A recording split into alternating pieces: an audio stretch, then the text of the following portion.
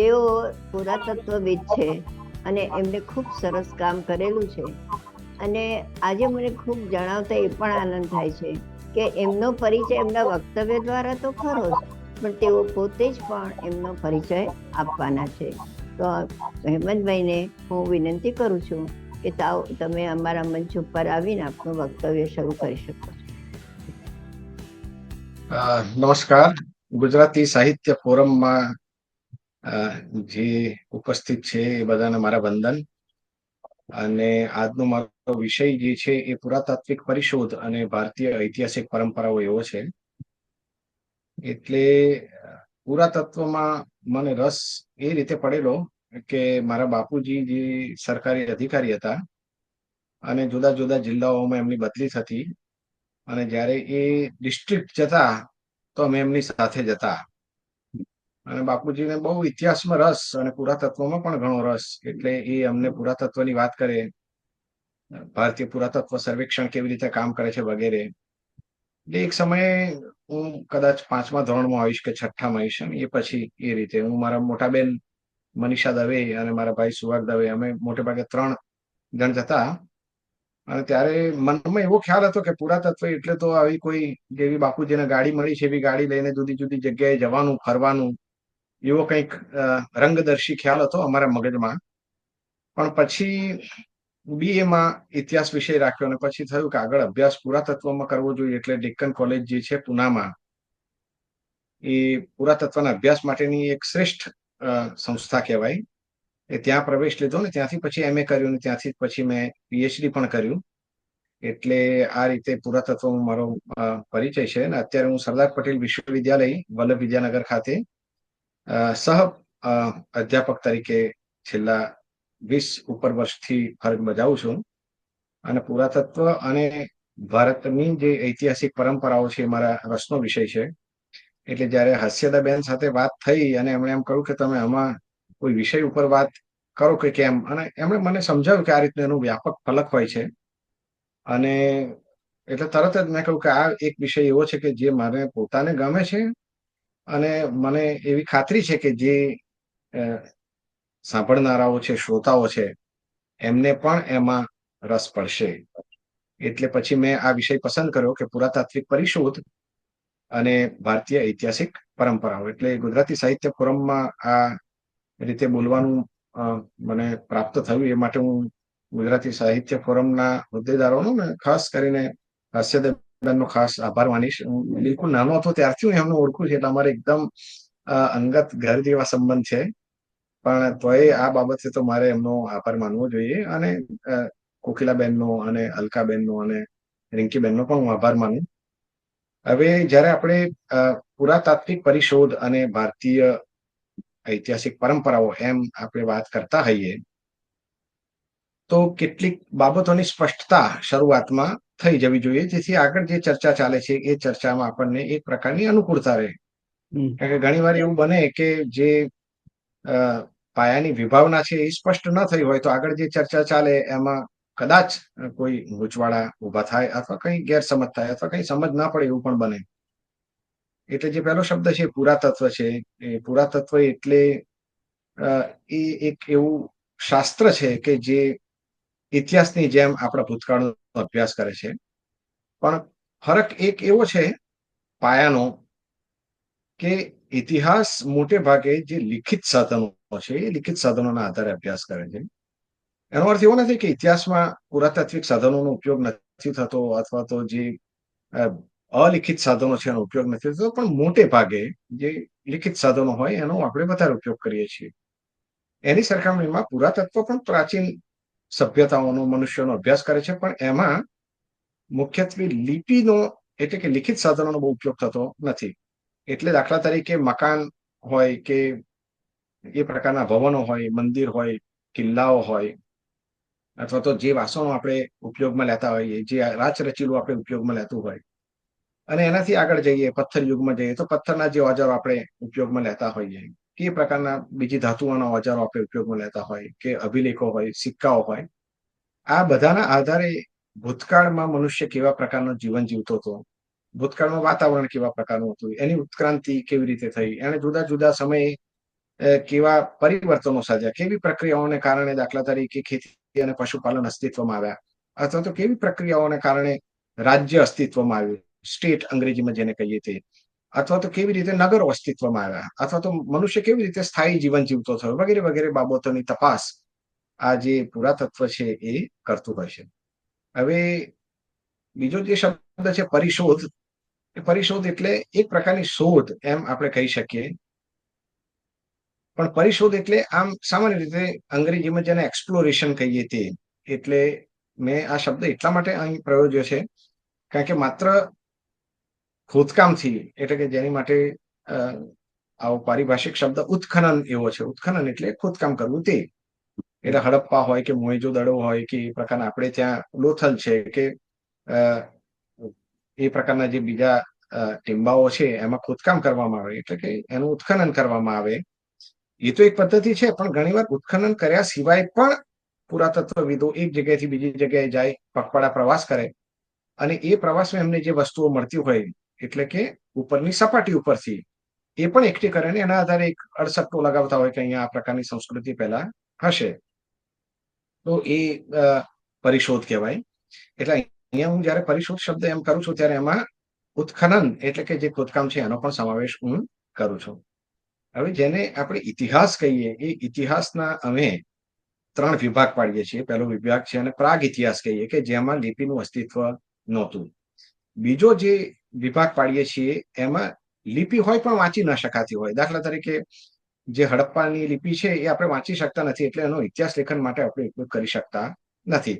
તો એ જે સમયગાળો છે એને અમે આદ્ય ઇતિહાસ કહીએ છીએ. અને જ્યારથી લિપિની શરૂઆત થાય અને લિખિત સાધનો ઇતિહાસ લેખનમાં આપણે ઉપયોગમાં લેવાનું શરૂ કરીએ, એ સમયથી જે શરૂ થાય એને અમે ઇતિહાસ કહીએ છીએ. એટલે આવા 3 વિભાગ પાડીએ છીએ. પ્રાગ ઇતિહાસ જેમાં લિપિ નહોતી, આદ્ય ઇતિહાસ જેમાં લિપિ હોય પણ વાંચી ન શકાતી હોય, અથવા એવું સાહિત્ય હોય, દાખલા તરીકે વૈદિક સાહિત્ય. વૈદિક સાહિત્યના આધારે આપણે ભારતના ઇતિહાસની વાત કરી જ શકીએ, પણ લિપિ નથી, તો એ સમયગાળાને પણ અમે આદ્ય ઇતિહાસ કહીએ છીએ. અને જેમાં લિપિની શરૂઆત થાય, એટલે ખાસ કરીને ભગવાન બુદ્ધ અને ભગવાન મહાવીરના સમયથી જે સાહિત્ય અને અશોકના અભિલેખથી એને અમે ઇતિહાસ કહીએ છીએ. અને એ હિસાબે યુગોનું પણ અમે વિભાજન આ રીતે કરતા હોઈએ છીએ કે જે સમય માત્ર પથ્થરનો મનુષ્ય ઉપયોગ કરતો હતો, તો એને અમે પથ્થર યુગ, એટલે કે એની પારિભાષિક જે સંજ્ઞા છે એ અશ્મયુગ છે. એના પ્રકારોમાં જવાની હું જરૂર જોતો નથી, પણ એ ઘણા લાંબા સમય સુધી પથ્થર યુગ આપણે ત્યાં રહ્યો. અને પછી તાંબાની શોધ થઈ, એટલે એ સમય એવો આવ્યો કે જ્યારે તાંબુ અને પથ્થરના ઓજારો સાથે ઉપયોગમાં લેવામાં આવતા હતા, જેને અમે તામ્રાશ્મ યુગ, તામ્ર એટલે તાંબુ અને અશ્મ એટલે પથ્થર, એની ઉપરથી તામ્રાશ્મ યુગ, અને પછી લોહ યુગ એ રીતે શરૂ થાય છે. આ શબ્દ એટલા માટે પણ કહું છું કારણ કે એ તામ્રાશ્મ યુગની આગળ આપણે વાત કરવાની આવશે. હવે જ્યારે આપણે ઐતિહાસિક પરંપરાની વાત કરીએ ત્યારે ઐતિહાસિક પરંપરાઓમાં જે વેદોમાં સામગ્રી સચવાઈ છે, અથવા તો જે આપણા પુરાણો છે એમાં જે સામગ્રી સચવાઈ છે, અથવા તો જે આપણા મહાકાવ્યો છે, એટલે ખરેખર મહાકાવ્ય શબ્દ ખોટો છે એટલા માટે કારણ કે રામાયણ અને મહાભારતને આપણે ત્યાં મહાકાવ્યો તરીકે ઓળખતા નહોતા. આપણે એ અંગ્રેજોએ એમને એપિક કયા અંગ્રેજીમાં, એટલે આપણે એનો અનુવાદ કરીને એને આપણે મહાકાવ્ય કહેવા લાગ્યા, પણ મૂળમાં એ ઇતિહાસ તરીકે ઓળખાય છે. એટલે આ અંગ્રેજી શબ્દ જે હિસ્ટ્રી છે અને જેના અનુવાદ રૂપે અત્યારે આપણે ઇતિહાસ શબ્દ પ્રયોજીએ છીએ તે, અને આ જે રામાયણ અને મહાભારતની જે ઇતિહાસ કહીએ છીએ એ બેમાં ભેળસેળ કરી દેવાની જરૂર નથી. એટલે સામાન્ય રીતે મારા વિદ્યાર્થીઓનું જયારે વાત કરતો હોઉં છું તો હું એમને કહું કે જ્યારે હું દેવનાગરીમાં ઇતિહાસ લખું ત્યારે રામાયણ અને મહાભારત અને પ્રાચીન ભારતમાં જે ઇતિહાસ સંજ્ઞા છે એ એનો અર્થ છે. અને જ્યારે ગુજરાતીમાં હું ઇતિહાસ લખું, ગુજરાતી લિપિમાં, ત્યારે એ અંગ્રેજીમાં જેને હિસ્ટ્રી કહે છે એની માટે હું એ પ્રયોજું છું. પણ આ તો મૌખિક વક્તવ્ય છે એટલે એમાં એ કઈ સ્પષ્ટતા થઈ શકે નહીં, પણ આ સ્પષ્ટતા એટલા માટે કરી કે બે જે સંજ્ઞાઓ જુદી છે એની ભેળસેળ ન થઈ જાય. એટલે આ જે પરંપરાઓ છે, દાખલા તરીકે રામાયણ હોય કે મહાભારત હોય, એ એક સરેરાશ ભારતીય વ્યક્તિ માટે એ અંગ્રેજીમાં જેને હિસ્ટ્રી કહે છે એ જ છે. એટલે સરેરાશ ભારતીય માટે રામ થઈ ગયા હતા, કૃષ્ણ થઈ ગયા હતા, મહાભારતનું યુદ્ધ થયું જ હતું, અને એ પ્રકારની જે બીજી ઘણી બધી કથાઓ જે પુરાણોમાં અને જે આ બે ઇતિહાસ ગ્રંથો છે રામાયણ અને મહાભારત એમાં જે આવે છે એ એની માટે અંગ્રેજી અર્થમાં ઇતિહાસ જ છે. પણ જ્યારે અંગ્રેજો આપણે ત્યાં આવ્યા અને એમણે આપણી સંસ્કૃતિનો, આપણા સમાજનો, આપણા ઇતિહાસનો, સાહિત્યનો અભ્યાસ શરૂ કર્યો, ત્યારે એમની પાસે જે ઇતિહાસની દૃષ્ટિ હતી એ જરાક જુદા પ્રકારની હતી. અને જે મુખ્યત્વે જેને કહીએ કે ઇન્દ્રિય આધારિત જે અનુભવ હોય, એટલે કે અનુભવવાદ અંગ્રેજીમાં જેને એમ્પિરિસિઝમ કહેવાય, એની ઉપર આધારિત હતું. એટલે એમના માટે ઇતિહાસ એક એમ્પિરિકલ સાયન્સ હતું, એટલે કે એક એવું વિજ્ઞાન, એવું શાસ્ત્ર કે જેમાં પુરાવા આપણને જોઈએ. હવે આ પુરાવા કોને કહેવાય અને કોને ન કહેવાય એની પાછી આખી જુદી એક એમની પદ્ધતિ હતી. અને એ અનુસાર જ્યારે એમણે આપણા પુરાણોનો અને રામાયણ મહાભારતનો અભ્યાસ કર્યો, ત્યારે એમને એવું લાગ્યું કે આ તો બધી કથાઓ છે, એને ઇતિહાસ સાથે કોઈ સંબંધ નથી. અને એટલા માટે બહુ લાંબા સમય સુધી આ જે પુરાણોમાં જે સામગ્રી હતી ઇતિહાસને લગતી, અથવા તો રામાયણ અને મહાભારતમાં જે ઇતિહાસને લગતી સામગ્રી હતી, એનો સંસ્કૃત અર્થમાં જેને અનાદર કહીએ, અનાદર એટલે સંસ્કૃતમાં ઉપેક્ષા, એટલે એ ઉપેક્ષા એની ઘણા સમય સુધી થઈ. પણ પછી જેમ જેમ 19મી સદીના મધ્ય ભાગથી પુરાતત્વનો પ્રચાર પ્રસાર થયો, અને ભારતમાં પણ, કેમ કે અંગ્રેજોનું શાસન હતું એટલે ભારતમાં પણ પુરાતત્વ ધીમે ધીમે પ્રવેશવા લાગ્યું. એટલે કેટલાક વિદ્વાનોએ જે આ અભિલેખો છે, કે જે સિક્કાઓ છે, અને એની સાથે જે જૂના ભવનો હતા, કિલ્લાઓ હતા, મંદિરો હતા, અને આ પ્રકારનું જે બીજું સ્થાપત્ય હતું, એનો પણ અભ્યાસ કરવાનો શરૂ કર્યો. અને એમાં એલેક્ઝાન્ડર કનિંગમ નામના એક વિદ્વાન હતા, સ્કોટલેન્ડના હતા મૂળે, પણ એમને એમ થયું કે પ્રાચીન ભારતમાં જે નગરોના નામ વગેરે જોવા મળે છે, એનું અત્યારે, કારણ કે ઘણીવાર એવું થતું હોય કે નગરોના નામ બદલાઈ જતા હોય છે, અને એ અત્યારે કોઈ બીજા નામે ઓળખાતા હોય, અને મધ્ય યુગમાં ઘણા બધા નગરોના નામ આ રીતે બદલાયા હતા, એ આપણે જાણીએ છીએ. એટલે એમને પ્રશ્ન એવો થયો કે આ જો આપણે જોવું હોય તો કઈ રીતે જોઈ શકાય. એટલે એમણે જે ચીની મુસાફરો હતા, ક્યુએન શ્વાંગ હોય કે એ પ્રકારના ઇત્સિંગ, અને જે એમણે જે પોતાના બહુ જ વિગતે એમણે પોતાના અહેવાલો મોકલ્યા છે, લખી રાખ્યા છે, એનો એમણે અભ્યાસ કર્યો. એટલે ખાસ કરીને જે હ્યુએન ત્સાંગ જે છે, સમ્રાટ હર્ષવર્ધનના સમયમાં, એટલે કે ઈસવીસનની 7મી સદીમાં તેઓ ભારતમાં આવેલા, અને લગભગ ઉત્તર ભારતમાં અને દક્ષિણમાં પણ ઘણું બધું ભ્રમણ એમણે કરેલું. અને એમણે બહુ વિગતે અહેવાલ લખ્યો છે આ યાત્રા વર્ણનનો. એટલે એને આધાર બનાવીને એમણે આ જે સ્થાનો એમણે સૂચવેલા, હ્યુએન ત્સાંગે, કે ભાઈ આ ઠેકાણે કૌશાંબી છે, આ ઠેકાણે અયોધ્યા છે, આ ઠેકાણે સાકેત છે. સાકેત અને અયોધ્યા બંને એક જ જગ્યાના નામ છે, પણ એ જે વર્ણનો હતા, એ વર્ણનોને એમણે આધાર બનાવીને આ નગરોની તપાસ કરી. અને એ રીતે એમણે પ્રાચીન ભારતમાં ભૂગોળ, એટલે historical geography of ancient India નામનું એક પુસ્તક લખ્યું, કે જેમાં એમણે પોતે જે આ જે ચીની યાત્રાળુએ જે સ્થાનોની મુલાકાત લીધેલી, એ બધા સ્થાનોની મુલાકાત લીધી, અને એના આધારે એક આખો ભારતનો નકશો એમણે આપણને આપ્યો કે ઈસવીસનની 7મી સદીમાં ભારતમાં આ પ્રકારના નગરો હતા. એટલે પહેલી વાર તમે જુઓ કે એક સાહિત્યના આધારે પુરાતત્વવિદ જે જુદા જુદા નગરો છે, જુદા જુદા સ્થાનો છે, ભગવાન બુદ્ધના જે પવિત્ર ગણાતા જે તીર્થ સ્થાનો હોય, એ બધાનો એક નકશો આપણી સામે મૂકી આપે છે. મોટું 600-700 પાનનો એ ગ્રંથ છે, મોટું પુસ્તક છે. એટલે એ આપણી જે ઐતિહાસિક પરંપરાઓ છે, એ પરંપરાઓને સમજવાનો એલેક્ઝાન્ડર કનિંગમનો બહુ જ મોટો આ ફાળો હતો. અને આ રીતે એમણે એક શરૂઆત કરી. પણ ઘણા લાંબા સમય સુધી પછી એ જે વાત છે એને કોઈ આગળ ધપાવી નહીં. મેં તમને આગળ કહ્યું તેમ કે ઇતિહાસની જે જ્ઞાન મીમાંસા છે, એટલે કે અથવા જ્ઞાન વિદ્યા, અથવા એની માટેનો જે ભારતીય શબ્દ છે એ પ્રમાણ શાસ્ત્ર છે, કે એ જે જ્ઞાન વિદ્યા છે એ મેં તમને કહ્યું તેમ કે પુરાવા ઉપર આધાર રાખે છે. એટલે લાંગવા અને સિન્નેબો નામના બે ઇતિહાસકારો હતા, એમણે એમ કહ્યું કે એટલે દસ્તાવેજ નહીં તો ઇતિહાસ નહીં. એટલે કોઈ પ્રકારનો દસ્તાવેજ હોય તો જ એને ઇતિહાસમાં સ્થાન હોય. એટલે કોઈએ કશી વાત કહી હોય તો એને સ્થાન હોય નહીં, કારણ કે એનો કોઈ આધાર નથી. એવી એ એમની એક સમજ હતી. એમની જ્ઞાનની જે અવધારણા હતી, અથવા તો એમની જે પ્રમાણની જે અવધારણા હતી, એ આ પ્રકારની હતી કે દસ્તાવેજ હોય તો જ એ ગણાય. પણ પછી ધીમે ધીમે ઇતિહાસની જે જ્ઞાન વિદ્યા છે, અથવા તો જ્ઞાન મીમાંસા છે, એમાં પણ પરિવર્તન આવ્યું. અને પછી વ્યાપક સ્વરૂપે જે પુરાતાત્વિક સાધનો છે એનો પણ ઉપયોગ શરૂ થયો. અને 1960 ની આજુબાજુથી એલન નેવિન્સ નામના એક અમેરિકામાં બહુ મોટા ઇતિહાસકાર થઈ ગયા, અને એમણે જે મૌખિક ઇતિહાસો શરૂ કર્યા, અંગ્રેજીમાં જેને ઓરલ હિસ્ટ્રી કહે, એટલે એ પ્રકારના ઘણા બધા ઇતિહાસો લખાવાના શરૂ થયા.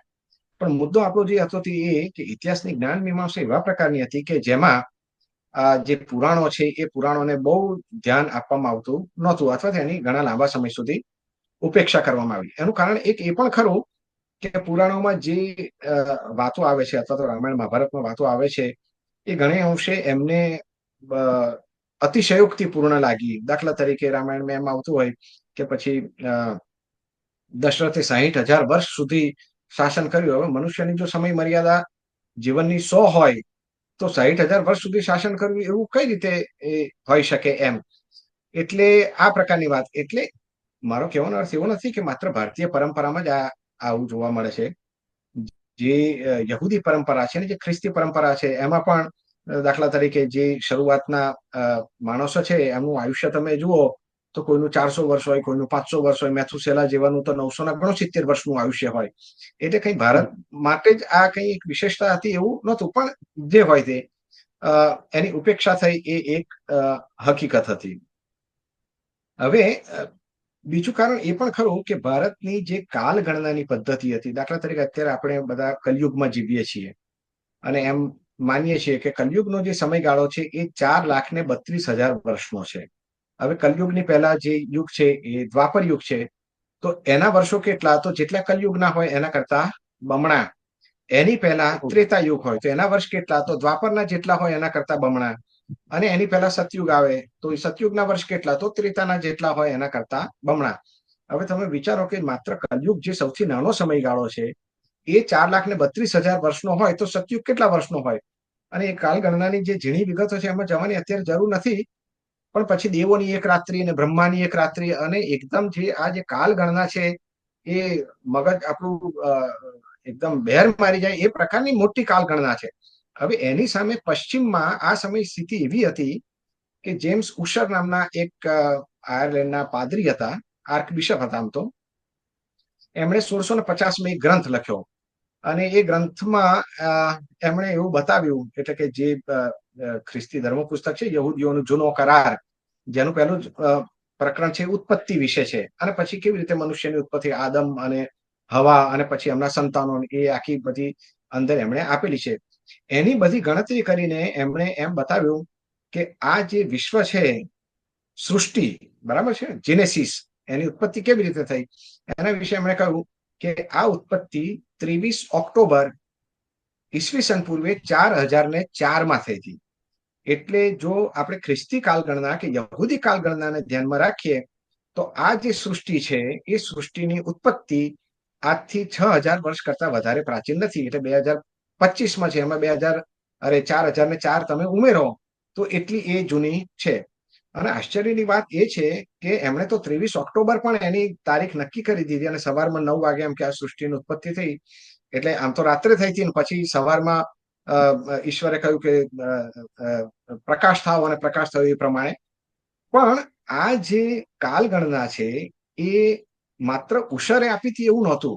એમના સમયમાં બીજા એક લાઇટફૂટ નામના બીજા પાદરી થઈ ગયા, અને આપણને આશ્ચર્ય થાય કે જેમના નામે કેપ્લરનો નિયમ ફિઝિક્સમાં અને એસ્ટ્રોનોમીમાં છે, ખગોળશાસ્ત્ર અને પ્રકૃતિશાસ્ત્રમાં, એ યોહાનસ કેપ્લર પણ આ પ્રકારની જે કાલ ગણના છે એમાં માનતા હતા. એક મત એવો પણ છે કે ન્યૂટન પણ આમાં માનતા હતા. ટૂંકમાં કહેવાનો અર્થ એ કે ઘણા બધા વિદ્વાનો આ જે કાલ ગણના છે એને માનતા હતા.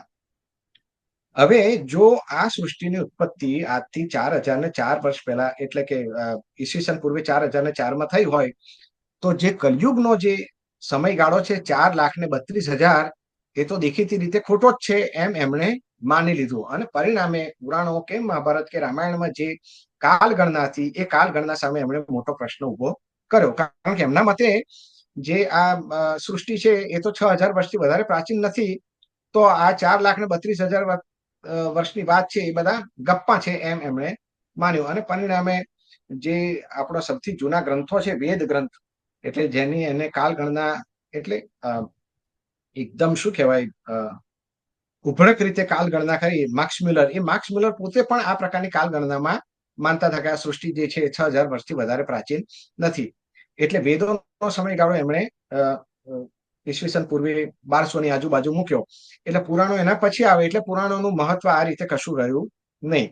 એટલે આ એક એવી શું કહેવાય મુશ્કેલી ઊભી થઈ કે જેમાં ભારતીય કાલ ગણનાની અને ભારતીય ઇતિહાસ પરંપરાઓ છે એનો એક પ્રકારનો ઉપહાસ કરવાની વાત છે. એટલે હિન્દુ વ્યવસ્થાઓ જે છે એની એક ઠેકડી ઉડાડવાનો એક શું કહેવાય પ્રયત્ન આપણને જોવા મળે છે. એનો મતલબ એવો નથી કે એ વિદ્વાનોએ કોઈ આપણી માટે કામ કર્યું નથી. એમણે પુષ્કળ કામ કર્યું છે અને એમણે જે કામ કર્યું છે, જે પ્રકારના ગ્રંથો લાવ્યા, જે પ્રકારની ઐતિહાસિક ઇન્દ્રિય આપણને, જેને ચિકિત્સક બુદ્ધિ કહેવાય, એ આપણને આપી, એ માટે એમના આપણે આભારી છીએ. પણ અત્યારનો જે મુદ્દો છે, જ્યારે આપણે ઐતિહાસિક પરંપરાની વાત કરીએ તો એના પ્રત્યેનું એમનું વલણ જે હતું એ ઉપેક્ષાનું, ઉપહાસનું અને એ નકામું છે એ પ્રકારનું હતું. હવે મેં તમને આગળ કહ્યું એમ કે કનિંગમે 19મી સદીના ઉત્તરાર્ધમાં આ પ્રકારનું કામ કર્યું અને પછી હડપ્પા અને મોહેજો દડોની જ્યારે શોધ થઈ 1921-22માં, અને પછી ભારતીય ઇતિહાસની આખી જે પ્રાચીનતા છે એ જુદા ક્ષેત્રમાં વળી. કારણ કે એ સમયે એમ માનવામાં આવતું હતું કે ભારતની સભ્યતા જે છે એ ઋગ્વેદથી વધારે પ્રાચીન નથી. એટલે અમે એમ માની લીધું કે ઋગ્વેદ એ પ્રમાણમાં નવો છે અને સિંધુ અથવા તો જે હડપ્પા સભ્યતા છે એ જૂની છે. પણ જે હોય તે, એટલે ભારતનો જે ઇતિહાસ છે એ આ રીતે ઈસવીસન પૂર્વે 3000 વર્ષ સુધી લઈ જવામાં આ પુરાતત્વએ એક મદદ કરી.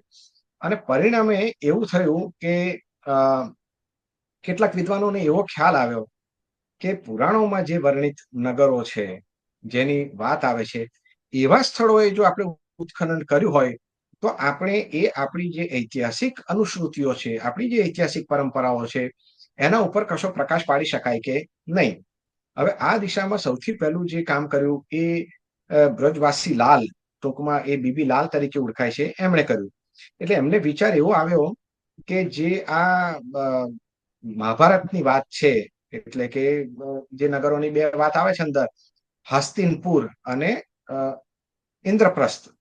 એટલે જે હસ્તિનપુર છે એ કૌરવોની રાજધાની હતી. હસ્તિનપુરને આધુનિક ભારતીય ભાષામાં મોટે ભાગે હસ્તિનાપુર તરીકે ઓળખવામાં આવે છે, પણ મહાભારતમાં હસ્તિનાપુર નામ નથી, એનું નામ હસ્તિનપુર છે. કારણ કે એ હસ્તિ નામના રાજાએ વસાવેલું, એટલે હસ્તિ ઉપરથી હસ્તિનપુર. જેમ વસુદેવના પુત્ર વાસુદેવ અને પૃથાનો પાર્થ, એ સંસ્કૃતના નિયમ પ્રમાણે એનું નામ જે સાચું છે એ હસ્તિનપુર છે. જે હોય તે, પણ એમને એમ થયું કે આનું મારે ઉત્ખનન કરવું જોઈએ અને એમાં મહાભારતમાં જે અનુશ્રુતિઓ સચવાય છે એની આપણે તપાસ કરી શકીએ.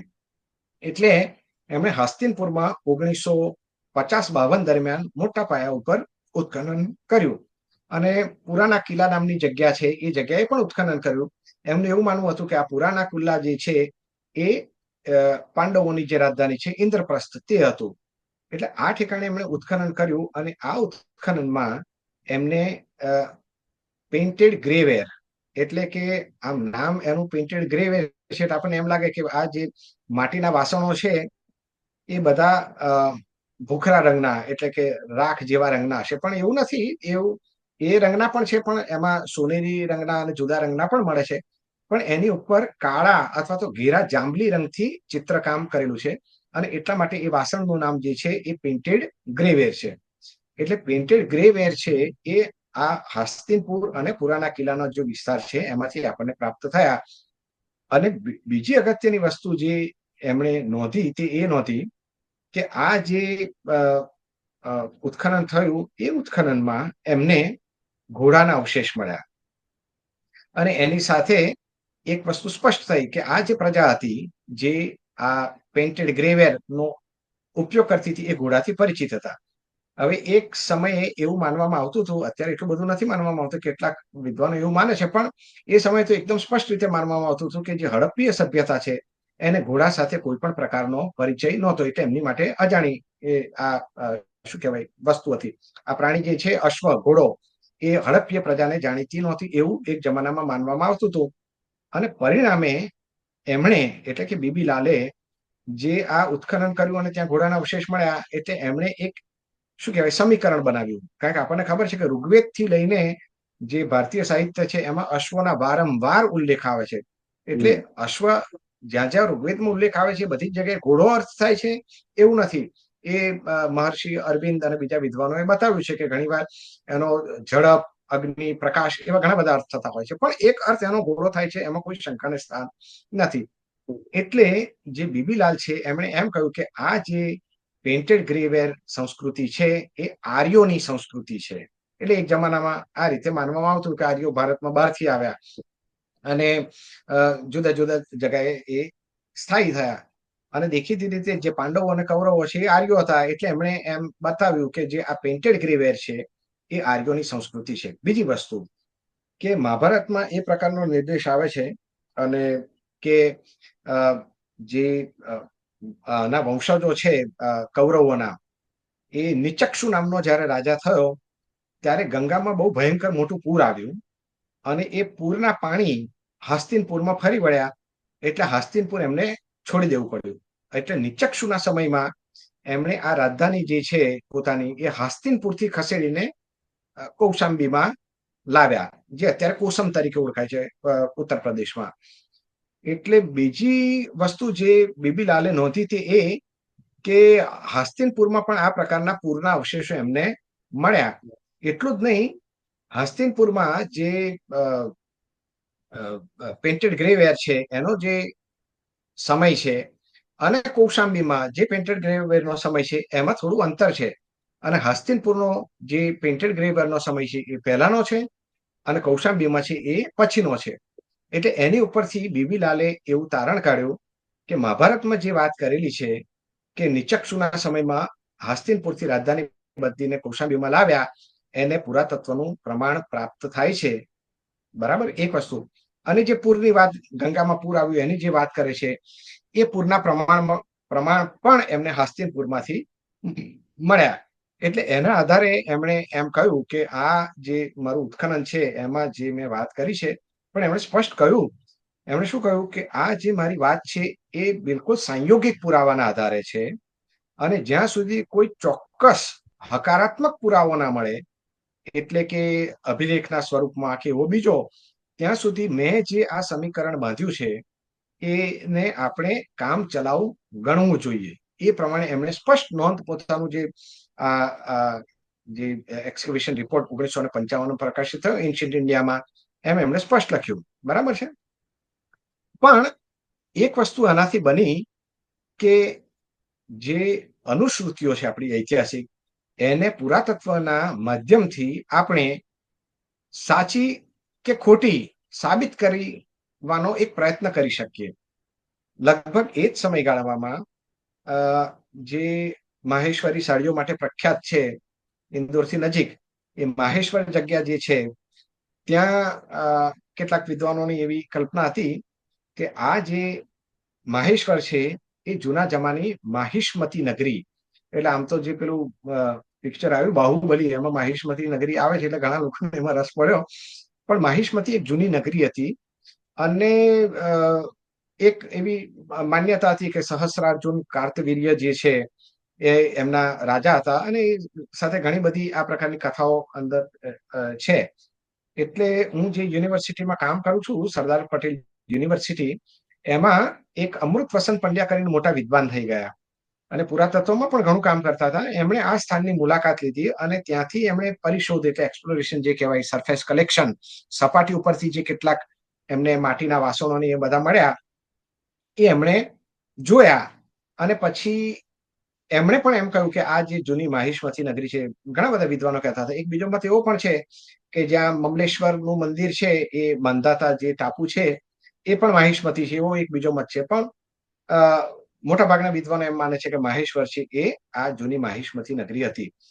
એટલે હસમુખ ધીરજલાલ સાંકળિયા, જે આપણે બહુ મોટા ગુજરાતના વિદ્વાન થઈ ગયા અને ડેક્કન કોલેજના એ બહુ લાંબા સમય સુધી પુરાતત્વ વિભાગમાં અધ્યાપક અને પછી નિર્દેશક તરીકે પણ એમણે ફરજ બજાવી અને ઘણા બધા સ્થળોએ ઉત્ખનન કર્યું હતું.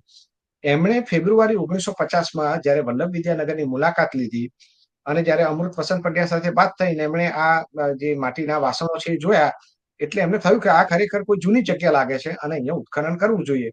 અને પરિણામે હસમુખ ધીરજલાલ સાંકળિયાએ અને એમના જે વિદ્યાર્થી હતા મહારાજા સયાજીરાવ યુનિવર્સિટીમાં બી સુબ્બારાવ, એટલે એમણે બંને ભેગા થઈને 1952-53 ત્યાં ઉત્ખનન શરૂ કર્યું. હવે આ બાજુ એટલે કે ડાબા હાથે માહેશ્વર છે અને એની બિલકુલ સામે નાવડા ટોળી કરીને જગ્યા છે, એટલે બંને ઠેકાણે એમણે ઉત્ખનન કર્યું. અને એ ઉત્ખનનમાં એમને એમ જાણવા મળ્યું કે અહીંયા માણસ પથ્થર યુગથી રહેતો હતો ને, છેક 1819 સમય સુધી લોકો રહેતા હતા. હવે અહીંયાથી આવી કોઈ નગરીના અવશેષ એમને મળ્યા નહીં, જે નગરીની વાત આપણને પુરાણોમાં કે રામાયણમાં કે મહાભારતમાં જોવા, ઉત્તરકાંડ જે છે રામાયણનો, એમાં વાર્તા આ રીતની આવે છે કે જે રાવણ આકાશ માર્ગે પુષ્પક વિમાનમાં જતો હોય છે, નીચે આ નર્મદા નદી જુએ છે, એને એમ થાય છે કે હું અહીં ભગવાન શિવની પૂજા કરું, અને એ પૂજા કરે છે. અને પછી ત્યાં આ જે સહસ્ત્રાર્જુન છે એ બહુ મોટો શક્તિશાળી રાજા હતો, અને એને યમુનાના પાણી આમ નર્મદાના પાણી આમ કરીને રોકી રાખેલા. હવે એને ખબર નહીં રાવણને, એટલે એને ત્યાં પૂજા આ રીતે ભગવાન શંકરની કરી, અને પછી જેવા પેલા હાથ લઈ લીધા એટલે નર્મદાનું પાણી જે રોકાઈ રહેલું હતું એ બધું એકદમ આવ્યું. એ પ્રકારની કથા છે. અને પછી રાવણ એની જોડે યુદ્ધ કરવા ગયો અને પછી એને બંદી બનાવ્યો વગેરે જે વાત હોય તે. પણ મુદ્દો એ છે કે આવી કોઈ નગરીના અવશેષ આપણને ત્યાંથી મળ્યા નહીં, પણ ત્યાંથી તામ્રાશ્મ યુગની સંસ્કૃતિના આપણને અવશેષ મળ્યા. તામ્રાશ્મ યુગ મેં તમને આગળ કહ્યું તેમ કે એવો સમયગાળો છે કે જેમાં તાંબુ અને પથ્થરના ઓજારો એક સાથે ઉપયોગમાં લેવામાં આવતા હોય. એટલે આ રીતે એનો જે સમયગાળો છે એ લગભગ ઈસવીસન પૂર્વે આપણે 2000 સુધી લઈ જઈ શક્યા. માહેશ્વર અને નાવડા ટોળી એટલે હસમુખ સાંકળિયા છે, એમણે એને માલવા કલ્ચર એટલે કે માલવા સંસ્કૃતિ, કારણ કે આ માળવાનો જે વિસ્તાર છે એમાં એ આવે, એટલે એની ઉપરથી નામ આપ્યું. અને ત્યાં આપણને આ પ્રકારના છાંદેલા મકાનો જોવા મળે છે. છાંદેલા એટલે અંગ્રેજીમાં જેને વોટલ એન્ડ ડાઉબ કે, એટલે કે વાંસની એ પટ્ટીઓ આમ મૂકેલી હોય અને એને બંને બાજુથી ઘાસ અને છાણ અને ગારાથી એને છાંદી દેવામાં આવે, એ પ્રકારના મકાનો, અને ચૂનાથી દોડેલા, અને ઘણા બધા જુદા જુદા માટીના વાસણો જુદા જુદા આકારના આપણને ત્યાંથી મળ્યા. અને પછી એમણે એમ પણ જોયું કે આ જે ગામ છે એને 2 વાર સંપૂર્ણ રીતે બાળી નાખવામાં આવ્યું હતું. એટલે કયા સંજોગોમાં બાળ્યું, કોણે બાળ્યું, એના આપણને કોઈ પુરાવા મળતા નથી, પણ એ આપણને આ પ્રકારના જે શું કહેવાય પુરાવા ત્યાંથી મળ્યા.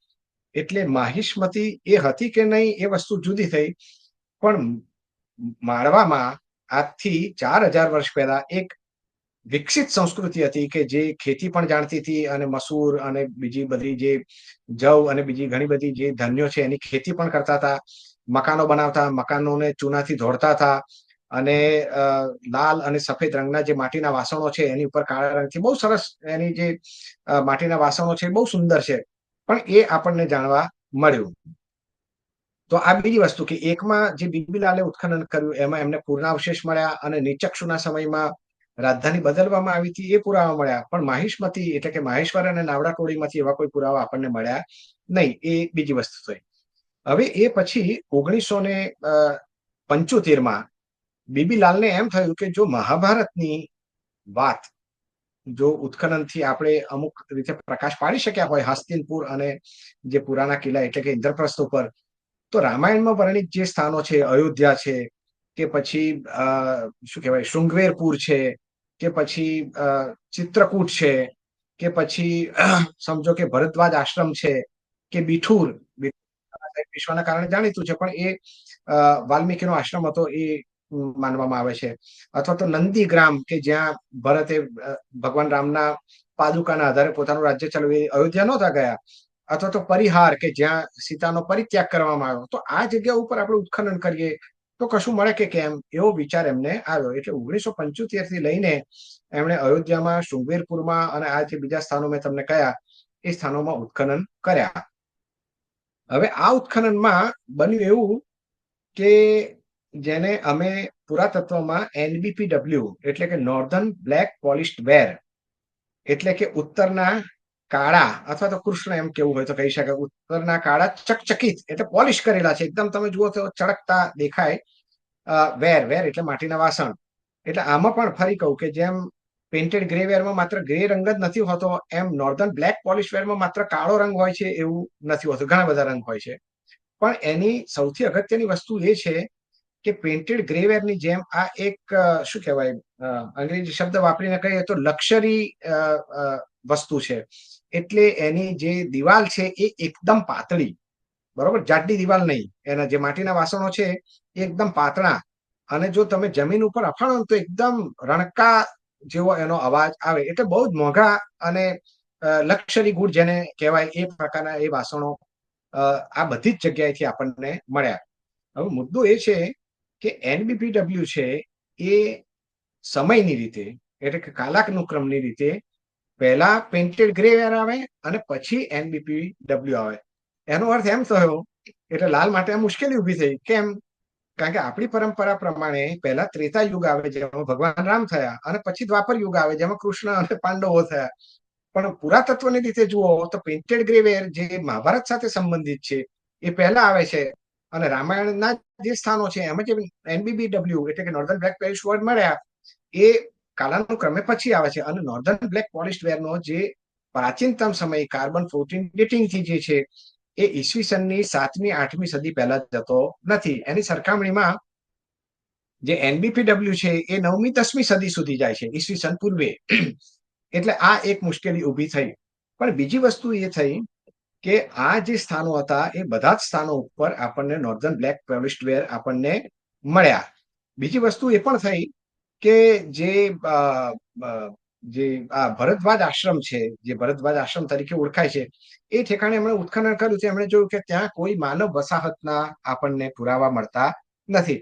એટલે શૃંગેરપુર છે કે અયોધ્યા છે કે બિઠુર છે કે નંદીગ્રામ છે, એમાં આપણને માનવ વસાહતના પુરાવા પુષ્કળ પ્રમાણમાં મળે છે, પણ ભરદ્વાજ આશ્રમમાં મળતા નથી. અને એ પણ માત્ર શરૂઆતનો જે એનબીપીડબ્લ્યુ નો કાળ છે, એટલે કે ઈસવીસન પૂર્વે 7મી થી લઈને સમજો કે 5મી સદી સુધીનો, અથવા તો બહુ કરે તો 4થી સદીનો, એ સમયગાળામાં કેટલાક એકદમ કામ ચલાઉ શું કહેવાય, પર્ણકુટી જેવા અવશેષો એમને મળ્યા. એટલે એમની ઉપરથી બીબીલાલે એમ કહ્યું કે જે ભરદ્વાજનો આશ્રમ છે ત્યાં લોકો રહેતા નહોતા, માત્ર ઋષિ મુનિઓ રહેતા હશે, ને પરિણામે આટલા સમય પૂરતા જ આપણને પુરાવા મળે છે. અને એ પુરાવા જે મળે છે એ પુરાવામાં આપણને કોઈ બહુ જ મોટા ભવનો કે એ પ્રકારના બીજા પુરાવા મળતા નથી.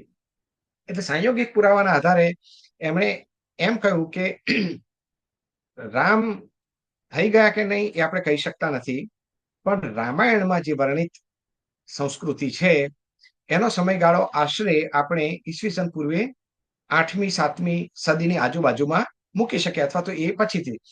અને જે રામાયણનો અભ્યાસ કરનારા વિદ્વાનો છે, યાકોબી હોય કે ગોલ્ડમાન હોય કે એ પ્રકારના બીજા, એમણે પણ આંતરિક અને બાહ્ય જે શું કહેવાય પુરાવા છે એના આધારે રામાયણનો જે સમય છે એ ઈસવીસન પૂર્વે 7મી સદીની આજુબાજુ, જે કહેવાનો મતલબ કે જે મૂળ કથા છે એમાં. કારણ કે આમાં શું છે કે ઘણીવાર સમયાંતરે હોય કે મહાભારત હોય કે એ પ્રકારના બીજા જે પુરાણો છે કે એ પ્રકારના બીજા જે સાહિત્ય છે એમાં સમયાંતરે નવી નવી વિગતો આપણે ઉમેરતા રહ્યા હતા. દાખલા તરીકે રામાયણમાં ઉત્તરકાંડ છે એ આખો પ્રક્ષિપ્ત છે, એનું નામ જ ઉત્તરકાંડ છે, એટલે પાછળથી જોડાયેલો. અને એ જ રીતે જે બાલકાંડ છે એનો પણ ઘણો બધો ભાગ પ્રક્ષિપ્ત છે. એટલે મૂળ જે ભાગ છે એમાં અયોધ્યા કે પછી સુંદરકાંડ છે કે પછી યુદ્ધકાંડ છે, એ બધા કાંડનો, કિષ્કિંધા કાંડ વગેરેનો સમાવેશ થાય. તો એ જે છે એ ઈસવીસન પૂર્વે 7મી સદીમાં યાકોબી અને ગોલ્ડમાન જેવા વિદ્વાનોએ મૂક્યો છે. પણ એને શું કહેવાય, બીજી રીતે એનો શું કહેવાય પુરાવો જે છે આપણને આર્કિયોલોજીમાંથી મળ્યો. પણ એમાં રામાયણ કે રામ કે એના વિશેના પુરાવા આપણને મળતા નથી. મેં તમને આગળ કહ્યું તેમ કે દરેક શાસ્ત્રની પોતાની એક ચોક્કસ જ્ઞાન વિદ્યા હોય છે, અને એ જ્ઞાન વિદ્યાના પ્રમાણે જે લોકો કામ કરતા હોય છે. દાખલા તરીકે કાયદામાં તમે કોઈને એમ કહો કે આ આવું કરવું એ ગુનો છે, એ મને ખબર નથી, માટે મને જવા દો, તો એ જવા ના દે. બરાબર છે, કારણ કે એ કાયદાની એક ચોક્કસ પદ્ધતિ છે. તો એ રીતે પુરાતત્વની પણ એક ચોક્કસ પદ્ધતિ હોય છે કે ભાઈ અભિલેખિત પુરાવો મળે તો જ એને ગણતરીમાં લેવો, વગેરે વગેરે. એ પછી 1963માં આમ તો ખરેખર બીબીલાલનું જે રામાયણનું ઉત્ખનન, રામાયણની જે પુરાસ્થળો છે એના ઉત્ખનન પહેલા 1963માં દ્વારિકામાં હસમુખ ધીરજલાલ સાંકળિયા ઉત્ખનન કર્યું. અને ત્યાં એમણે એમ જોવાનો પ્રયત્ન કર્યો કે ભાઈ આ જે કૃષ્ણ દ્વારિકા મથુરાથી આવ્યા તો એના કોઈ પુરાવા મળે છે કે કેમ. પણ ત્યાં પણ એમને 2 પુરાવા એવા મળ્યા કે 2 વાર સમુદ્ર નિમજ્જન થયું હતું દ્વારિકાનું. એટલે એમ માનીને ચાલીએ કે આ જ અત્યારની જે દ્વારિકા છે એ જ મૂળ દ્વારિકા હતી. તો એમાં વિદ્વાનોમાં ઘણા મતાંતર છે. કોઈ મૂળ દ્વારિકાને માધવપુર ઘેડ આગળ મૂકે છે અને કેટલાક પ્રભાસને પણ મૂળ દ્વારિકા એની આજુબાજુ મૂકે છે. પણ એમાં આપણે અત્યારે અહીં જવાની જરૂર નથી.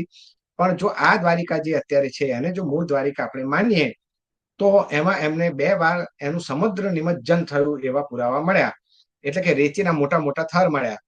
પણ એનો જે સમયગાળો છે, હસમુખ ધીરેલાલ સાંકળિયા ઉત્ખનન કર્યું ત્યારે એમણે બતાવ્યું કે એનો સમયગાળો ઈસવીસન પૂર્વે 200 થી પહેલા જતો નથી. એટલે આ પ્રકારની મુશ્કેલી. પણ એમણે શું કહ્યું પોતાના રિપોર્ટમાં કે આની પૂર્વેના, હવે એ ધ્યાનમાં રાખવાની જરૂર છે કે આ ભારતમાં તમે બધા જાણો છો એમ કે ભારતની વસ્તી પુષ્કળ છે, બરાબર છે. હવે તો 1.5 અબજ આપણે થઈ જવાના છે. ભારતમાં ભાગ્યે કોઈ એવી જગ્યા હોય કે જ્યાં માણસ ન રહેતા હોય અને શહેરો જે છે એ હજારો વર્ષ સુધી પ્રાચીન જતા હોય.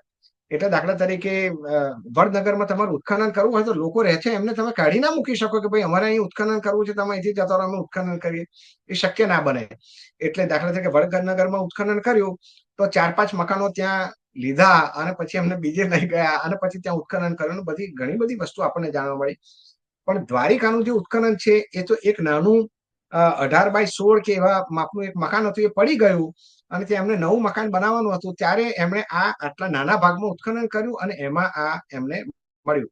એટલે એમણે એમ કહ્યું કે જ્યાં જો મોટા પાયે આડું ઉત્ખનન, એટલે કે બહુ મોટા વિસ્તારમાં ઉત્ખનન કરીએ એને અમે પુરાતત્વમાં આડું ઉત્ખનન કરીએ. મોટે ભાગે અમે ઊભું ઉત્ખનન કરતા હોઈએ, એટલે કે જેને વર્ટિકલ એક્સકેવેશન કહે. એમાં પૈસા પણ ઓછા લાગે, પૈસાની બહુ મુશ્કેલીઓ હોય છે પુરાતત્વવિદોને, પણ એ વસ્તુ જુદી થઈ. પણ આડું ઉત્ખનન કરવામાં આવે તો બને કે એ સમયગાળો એનો પાછો લઈ જઈ શકાય. પણ હસમુખ ધીરજલાલ સાંકળિયાએ એમ કહ્યું કે ભવિષ્યમાં ઉત્ખનન કરવામાં આવે તો બની શકે કે એનો સમયગાળો આપણે પાછળ લઈ જઈ શકીએ.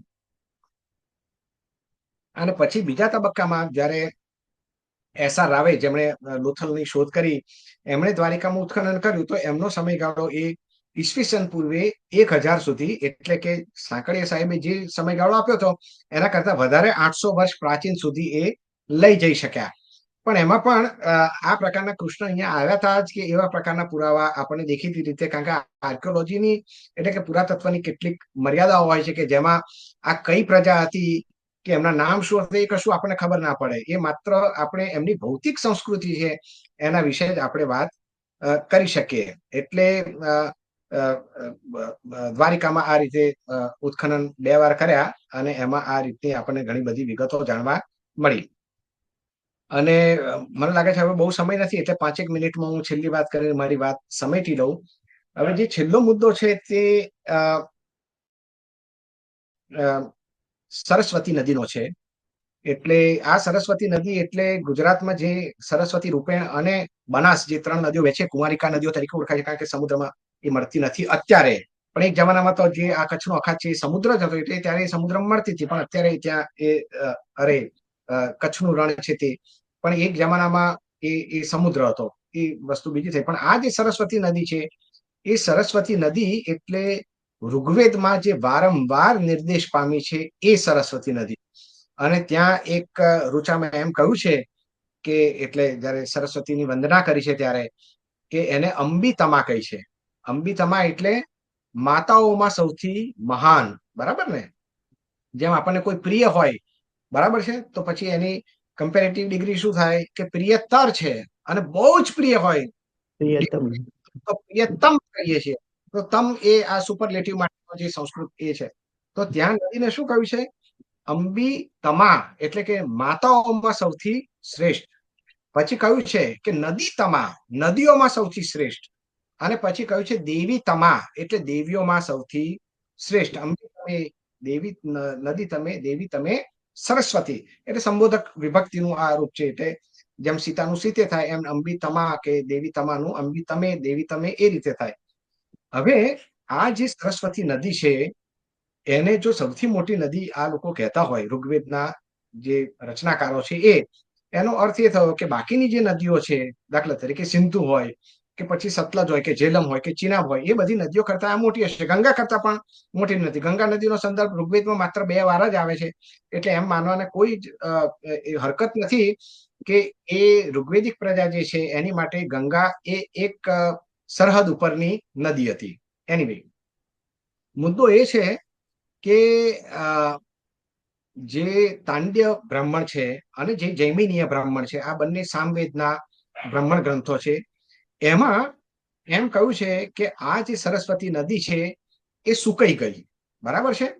અને પછી એ જગ્યા જે છે જ્યાં નદી દેખાતી બંધ થાય છે, એટલે કે આ તો આમ શિવાલિકની ગિરાઈમાળાઓમાંથી આવે છે, અને પછી જ્યાં એ દેખાતી બંધ થાય છે એને એમણે નામ આપ્યું અદર્શન.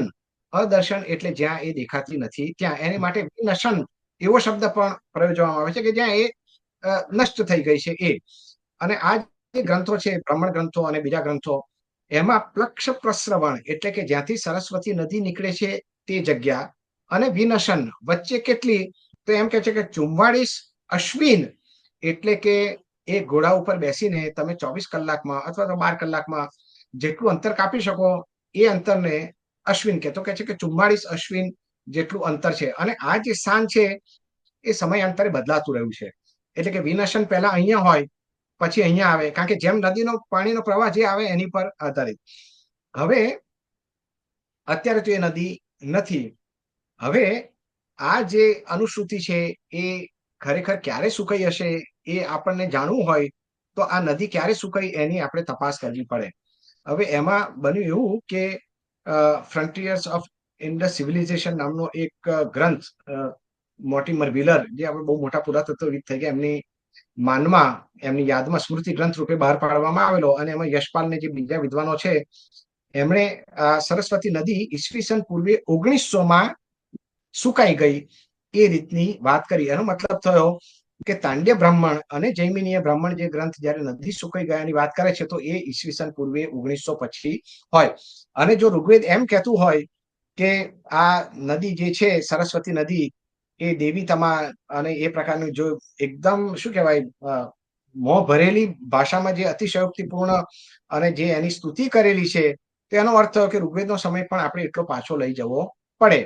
પણ મુદ્દો એ છે કે જે આ અનુશ્રુતિઓ હોય છે એ અનુશ્રુતિઓ કેવી રીતે આપણને ઇતિહાસને સમજવા માટે મદદરૂપ થાય છે અને પુરાતત્વ કેવી રીતે આપણને મદદરૂપ થાય છે એ આપણને ખ્યાલ આવે.